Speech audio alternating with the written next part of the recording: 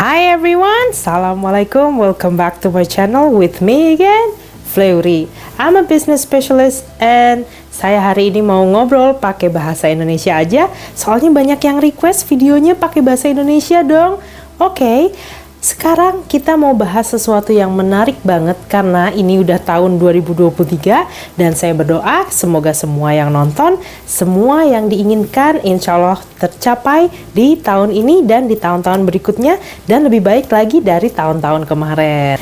Di video kali ini saya bakal membahas tentang 8 prinsip bisnisnya teman-teman kita Cindo atau Chinese Indonesian atau yang kita panggil dengan kaum Tionghoa yang bisa sampai kaya banget, tajir melintir. Itu gimana caranya? Nah, dari saya kecil sampai seumur ini, saya ini banyak banget encounter orang-orang Chinese Indonesia yang punya banyak cerita sukses.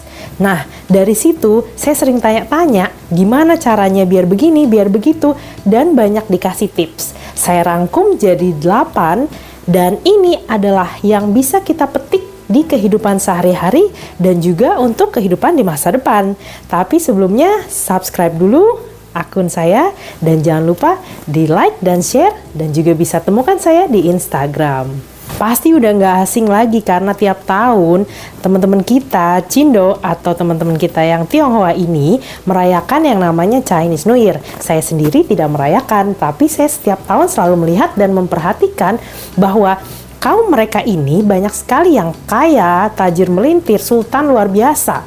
Bukan sultan yang OKB, tapi memang sudah kaya dari dulu dan diturun-turunkan ke anak cucunya dengan lebih kaya lagi. Ini caranya gimana mereka bisa seperti itu? Nah, dan juga mereka ini biasanya kalau sudah ada di tahap yang kaya luar biasa, mereka nggak main-main lagi di sosial media, bahkan membatasi kehidupan pribadinya. Dan banyak tips-tips lagi yang akan saya share, tapi sebelumnya kalau memang mau di komen tentang hal-hal lain yang mau saya bahas, silahkan saya tunggu di komen ya. Chinese Indonesia atau teman-teman kita yang Tionghoa ini sudah ada di Indonesia dari zaman dulu sekali dan tidak bisa dipungkiri mereka itu memulai dari kerja keras yang luar biasa. Nah, bagaimana mereka bisa sampai ada top 10 the richest people in Indonesia? Bahkan kita sampai bertanya-tanya bagaimana rahasianya. Oke, saya akan ungkap 8 tips bisnis Tionghoa Indonesia sampai tajir melintir. Tips yang pertama, mereka kalau bisnis ini bicara volume, massal. Jadi mereka tidak malu bahkan ini produk yang sangat kecil, nilainya juga mungkin tidak seberapa. Tapi bicaranya volume, yang beli bukan 1, 2, 3 orang, tapi jutaan, bahkan miliaran orang. Nah, ini seperti apa contohnya? Seperti Indomie. Coba bayangin, harga satu Indomie itu berkisar di antara 2.500 sampai 5.500 rupiah. Tapi yang beli bukan cuma kamu aja, bukan cuma saya aja, tapi seluruh Indonesia, seluruh dunia ini menikmati enaknya Indomie. Bagaimana ceritanya bisa menjadi massal dan bervolume besar seperti itu? Nah, itu kisah perjuangan yang akan saya bahas di video-video berikutnya. Yang penting, poin nomor 1 ini, mereka bicara tentang bisnis yang massal dan volume besar.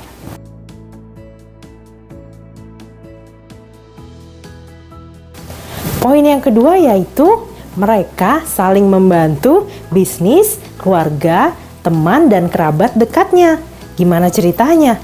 Banyak hal yang mereka lakukan untuk membantu proses berjalannya bisnis kerabat mereka. Nah, caranya ini beragam sekali. Bukan hanya dengan dukungan memberikan ucapan seperti selamat dan sukses atas pembukaan toko XXX. Bukan hanya seperti itu, tapi mereka juga bisa mensupport secara berkala atau men-switch supplier mereka dari supplier lain menjadi keluarganya sendiri. Nah, hal-hal seperti ini biasa mereka lakukan supaya menjaga circle dan juga kualitas dari produk-produk yang mereka buat atau mereka ciptakan. Jadi ada cerita bahkan saat ada seseorang dari mereka yang membuka usaha, contohnya let's say usaha kuliner. Nah, Mereka ini akan mengundang teman-temannya dan mereka akan meminta teman-temannya dan kerabat atau keluarganya untuk mengundang orang lain. Dengan seperti itu akan tambah ramai. Lalu kemudian mereka juga bilang, kalau misalnya mereka 3 orang, datangnya 3 mobil ya, biar kelihatannya rame dan antrian di parkirannya tambah panjang. Nah, banyak deh cara-cara mereka kita bisa pelajari lagi, tapi yang penting untuk semuanya kita tetap harus mendukung bisnis teman dan keluarga dekat, terutama kerabat kita semua, supaya semuanya saling maju. Poin ketiga ini emang sudah tidak asing lagi. Bahkan banyak semua orang melakukan ini dan juga bukan hanya teman-teman kita yang Cindo atau Tionghoa Indonesia. Tapi sebetulnya ini betul-betul harus digarisbawahi. Sejauh apa kita melakukan poin ketiga ini? Yaitu investasi di pendidikan anak-anak. Mereka biasanya menginvestasi di pendidikan anak-anak mereka yang benar-benar kualitasnya terbaik. Semampunya mereka membayar, semampunya mereka menyekolahkan sampai ke luar negeri atau ke yang paling jauh dan paling top di dunia ini. Yang penting mereka nanti didesain atau di mindset supaya suatu hari atau one day akan kembali dan building the family's business.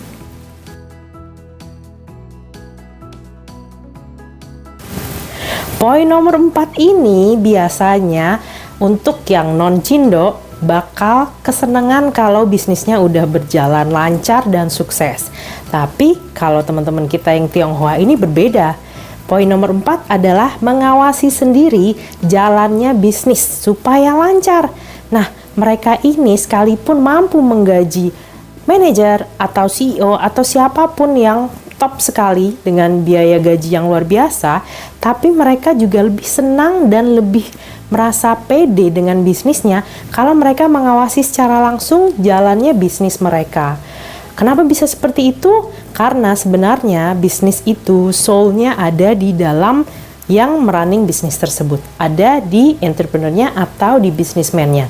Makanya mereka berpikir dengan mereka running sendiri dan mengawasi sendiri dengan dibantu tentunya karyawan-karyawan di bawahnya, maka bisnis mereka akan semakin lancar. Ide-ide yang bagus juga bakal keluar dengan luar biasa karena mereka langsung bisa melihat di lapangan bahkan kondisi sekitarnya kayak apa sih bisnis saya ini. Jadi cara ini yang sebenarnya jarang sekali dilakukan kalau bisnisnya sudah sukses. Tapi ternyata teman-teman Tionghoa kita terus melakukan ini sampai di posisi yang paling top pun mereka masih mengawasi jalannya bisnis mereka sendiri.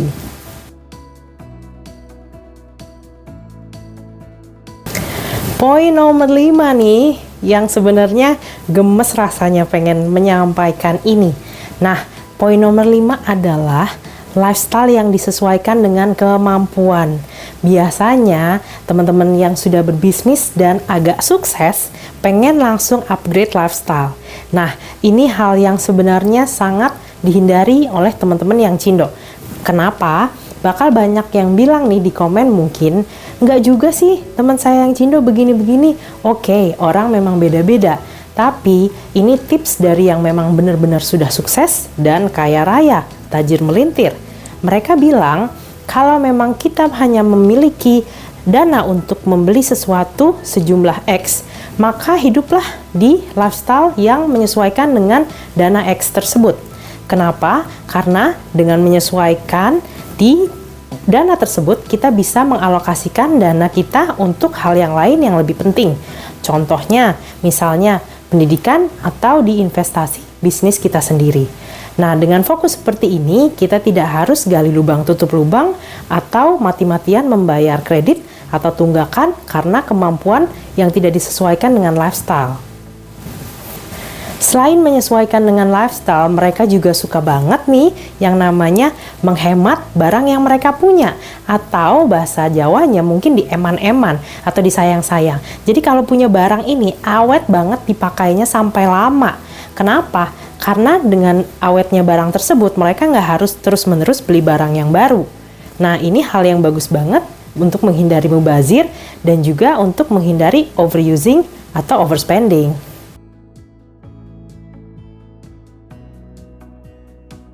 Poin nomor 6 yaitu telaten dan tidak mudah menyerah.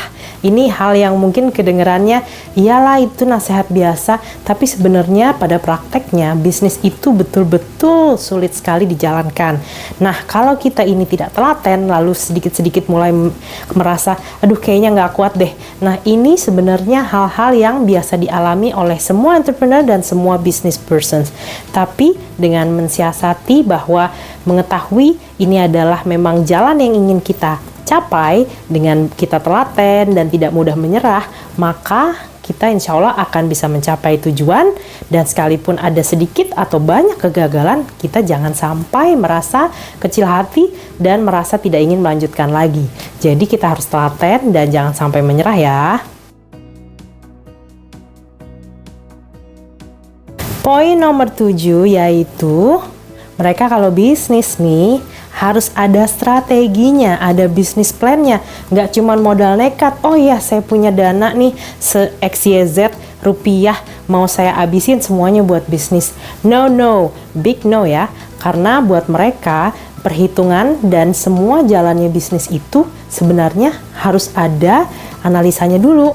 Nah, ilmunya bagaimana? Nggak semuanya mereka punya pendidikan latar belakang di bisnis atau sekolah bisnis yang lainnya. Tapi mereka dengan pengalaman, berguru ke seniornya, berguru ke guru yang lebih tua dan yang sudah mengalami, mereka bisa membuat bisnis plan baik dalam skala yang sederhana untuk bisnis yang kecil maupun bisnis yang besar menggunakan bisnis plan yang luar biasa dan canggih. Nah, mereka nggak modal nekat, tiba-tiba langsung running bisnis tanpa ada perhitungan, itu salah besar.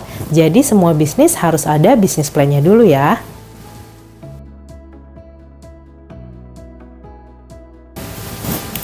Poin nomor 8 yaitu mereka ini pandai melihat peluang dan juga bisa diversifikasi bisnis. Nah, ini perlu jam terbang dan perhitungan bisnis yang luar biasa. Karena untuk bisa melihat peluang sama diversifikasi bisnis itu bukan hal yang mudah. Diversifying business is a skill set that every entrepreneur needs to have, but they don't always have to execute the projects. Nah, kenapa maksud saya kita nggak selalu harus mendiversifikasi bisnis? Karena nggak semua orang, nggak semua entrepreneur, nggak semua businessman itu memiliki kemampuan untuk menghandle beberapa hal yang berbeda dari bidang mereka. Apa sih contohnya diversifikasi bisnis? Oke, saya kasih contoh. Zaman dulu saat Bank BCA, kalian semua tahu kan Bank BCA? Bank BCA itu dimulai bukan awal dari langsung mau bikin bank, tapi perusahaan mereka itu diawali oleh perusahaan rajutan dan bahan tekstil. Jadi saat mereka sudah sukses, ini kalian bisa cari di Google, saat mereka sudah sukses dan punya dana yang cukup, mereka diversifikasi bisnis menjadi bank yang sekarang menjadi Bank BCA tersebut. Banyak hal-hal lain contohnya, dan diversifikasi bisnis itu tidak selalu harus hal yang berbeda dan jauh sekali dengan bisnis yang kita lalui atau jalani sekarang. Bisa juga bisnis yang mendekati atau masih berkesinambungan. Oke guys, sudah ada di ujung video saya dan coba komen deh, pengen bahas video apa lagi dan suksesnya orang mana lagi nih. Tentunya yang pasti jangan lupa subscribe, like, dan juga share, dan juga bisa follow saya di Instagram Fleury Paramita. Terima kasih udah nonton, thank you for watching, and see you guys on the next videos. Bye!